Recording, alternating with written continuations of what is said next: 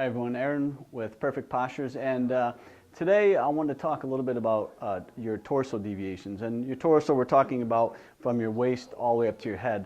Someone on our Facebook page wanted to know more about torso deviation. I thought it would be a perfect tie-in because I just recently spoke with a new client, and she had some low back concerns, but also had shoulder and neck concerns. So the thing was interesting to me is that she was trying to find a correlation. Well, maybe maybe those two parts are related to each other, and she was told by her physician that absolutely there's no way that those two could be related. So what I'd like to do is actually show you how a low back condition could actually be related to or could be the underlying cause for a shoulder or neck concern. So when we're looking at deviations in the body, there's different deviations. One, there could be a deviation with like a twist, and that would be a rotational deviation of the torso. Another would be maybe a shift toward one direction.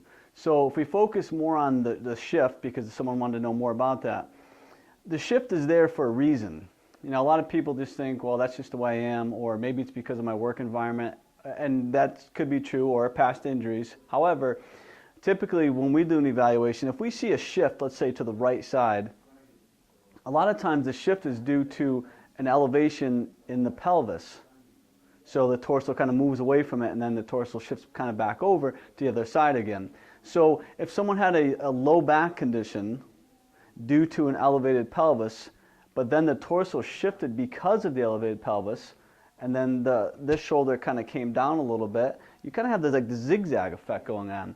So most times when we're working with someone that has a cervical or neck or shoulder impingement, a lot of times we'll look at the pelvis as well. So for me, when you look at kinetic chains and how the whole body really is related to each other versus looking at the human body in individual parts, it makes much more sense to see how the body works in kinetic chains, and then you'll see that the pelvic deviations could actually be causing something going on up in the cervical and the shoulder region.